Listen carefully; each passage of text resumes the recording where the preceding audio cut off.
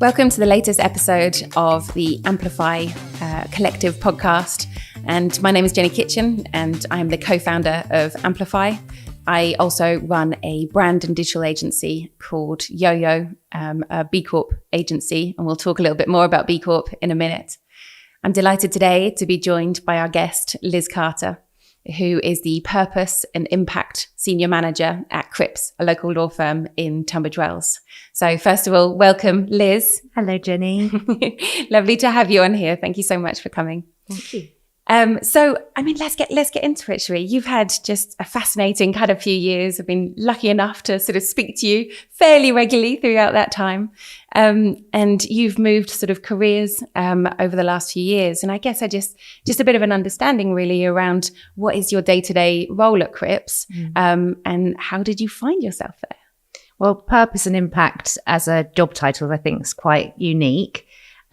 Cripps came up with their purpose strategy. So purpose is threaded through everything we do at Cripps, which we will talk about in more detail. But my role is really to understand some of the social and environmental responsibilities we have as a business and translate that into our strategy.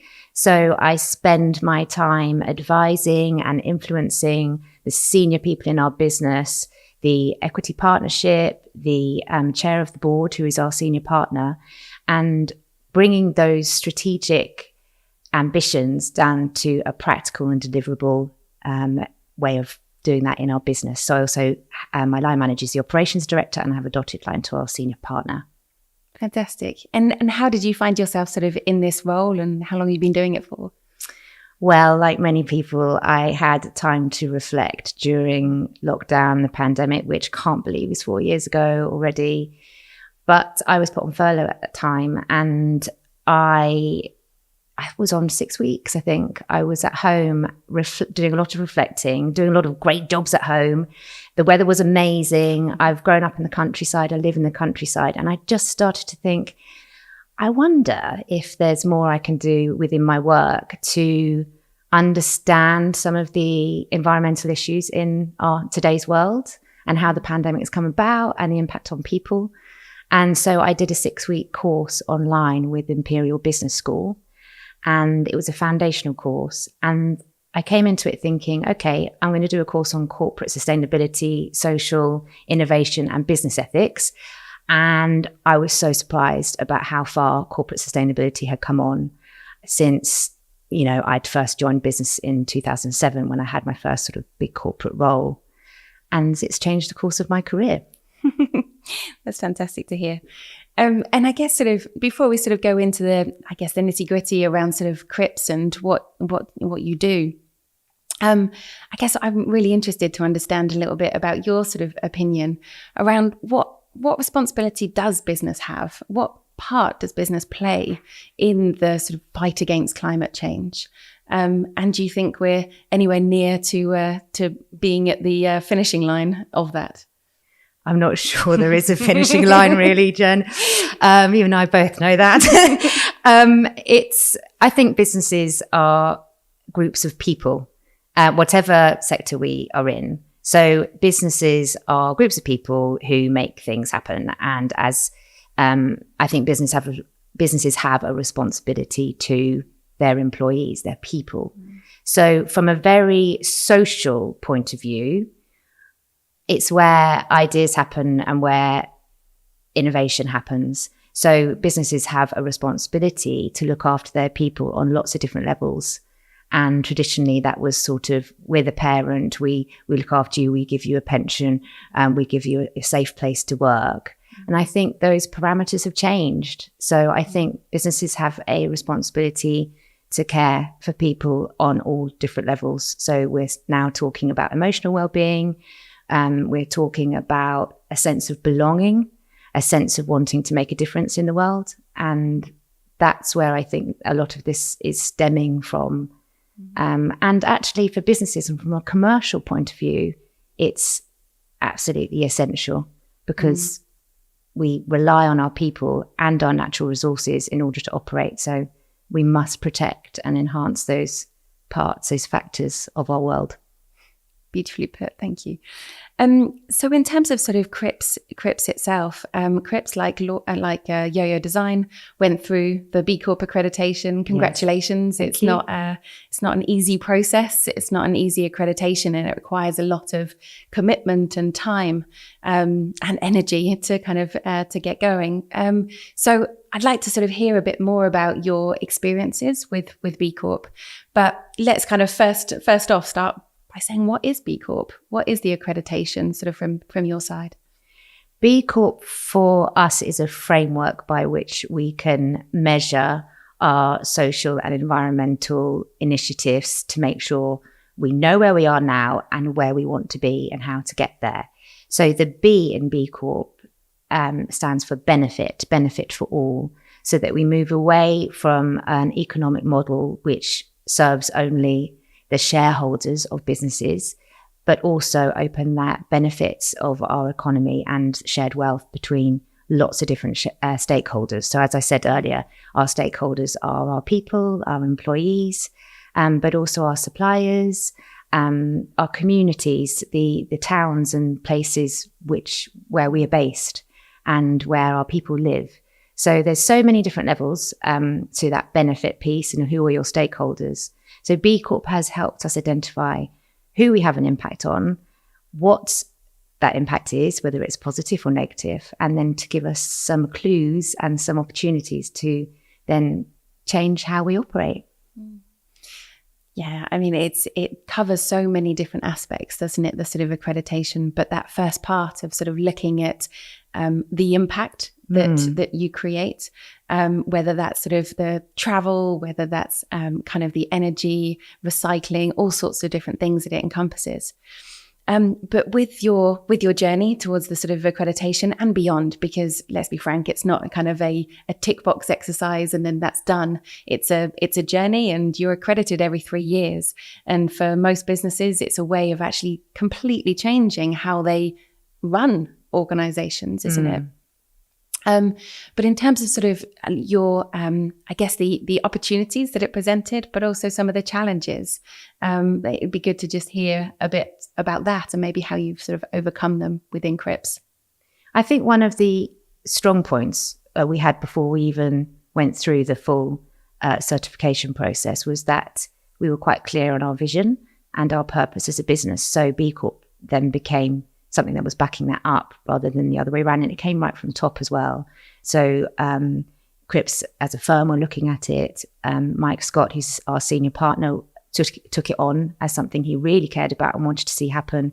We consulted with the business about what they cared about and came up with our purpose strategy, which is around 4 pillars of clients, people, planet and community. And that fits really neatly with the B Corp 5 impact areas. So we had the sort of basis first, and the tool itself is actually free. It's a certification process and the verification process that businesses pay for. So you can actually sort of start somewhere with a free assessment, which is what we did. And what it's done for us is really start to embed the principles of sustainability into our decision-making processes at every level. So we have a purpose committee, which is a subcommittee of the board, but we also have the leaders in different parts of the business making decisions around how we travel to work, how we operate and purchase from our suppliers. And that's all things which are not easily fixed, but what we're talking about now, so that when you sit down as a business and say, this is our governance model and this is how we make decisions, B Corp gives you then that sustainability lens so that you go, how does this look from a sustainability perspective? And it gives us the ability to give that extra layer of, let's say, due diligence or governance to the business so that actually we know we're continually improving in that area. I don't know if that answers the question. It's fantastic. And I think that's it. But B Corp does provide that framework, doesn't it? Because there are so many different things that you can do, but actually this is a sort of very simple online tool, which has these different sections and what good looks like. And so it's a multiple choice questions, and you can then sort of say, okay, well, we're doing okay there, but this is how we get better. So actually the framework and the model is really simple and easy to use. I guess the challenging part is always about the implementation and making those. Yeah, I mean, what we found as well, actually, Jen, was we were already doing some of the things and we didn't realize that came under the banner of social impact or environmental impact. And so we were talking to our head of workplace facilities management team, and he said, oh yeah, we already do that, but we haven't written it down. And it's like, well, let's write it down and actually recognize it for its worth, what it's worth, and then see how we can improve it year on year. So it just gave us that structure and that, like I said, kind of neat way of measuring and neat way of actually, some of it was patting ourselves on the back and saying, actually, we're doing all right, but there's an area here that's hard and let's dig into it. It is really useful to benchmark, isn't it? Sort of, against yourself, but sort of, but other organizations as well. So in terms of sort of I guess some of our listeners may be thinking, well, that sounds really good. That sounds really interesting. But actually, what are some of the key actions and things that you've taken as a result of that? Perhaps kind of if listeners can be sort of, take a couple away, what would you suggest to them? The first for us has just been to start measuring. And the easiest bit, I say easy, the most tangible place to start is with your carbon emissions. So we were doing an element of measuring our carbon emissions as part of our financial accounts because we are by law required to, but we were only measuring a small part of our direct operations, so the carbon emissions in our direct operations. And now we're measuring our direct operations and our indirect emissions from our supply chain and from our traveling, and as I said, sort of how we buy goods and services. And I think in order to get started, you need to sort of start somewhere.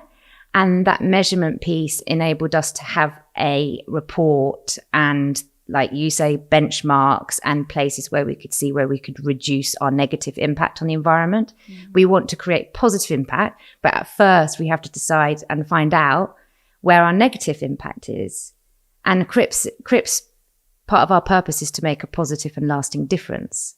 And in order to be true to that purpose statement, we need to say, where are we now and what's the difference we want to make?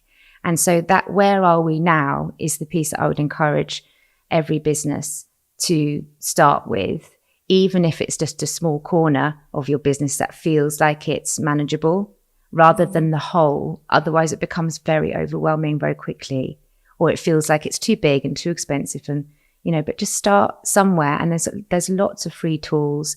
There's lots of support available in the Amplify community, which is, I know why we're here. And so that's why Amplify exists, so that we don't feel isolated in this huge, overwhelming challenge that we seem to have about what's our role in improving the world around us. And I think sort of we look at sort of lots of different businesses, sort of small and large within the Amplify community. And I know sort of you and I talk to many in the B Corp community. And I think there is a sort of difference. Some are very much engaged in this way of thinking. But there are a lot of businesses that are at the start of their journey, and maybe smaller businesses that think this is maybe not relevant for me. But I know working in the services industry as yourself, or sort of working with clients, then customers are asking for it.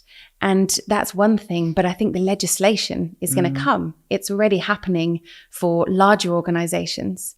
But in your view, do you think that's going to be extended to sort of smaller businesses and things over time? And where do you think that pressure is going to sort of come from? It's definitely a matter of time, because we are all interdependent in this economic system that we exist in.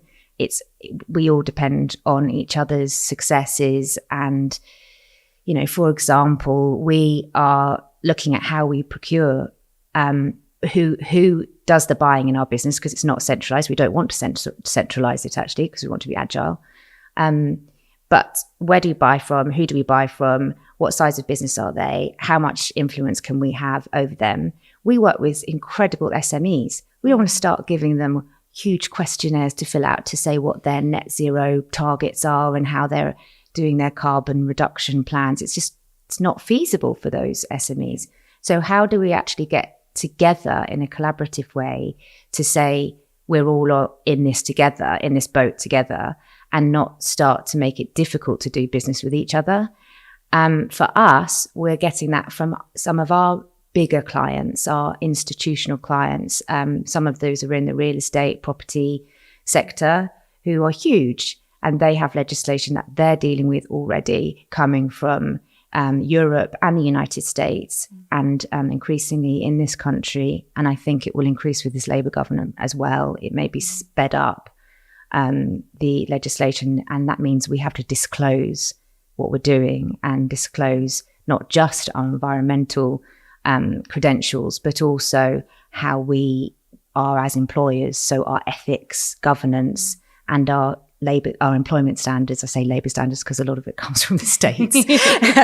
But we are seeing that as a bigger employer in Tunbridge Wells, and it does trickle down.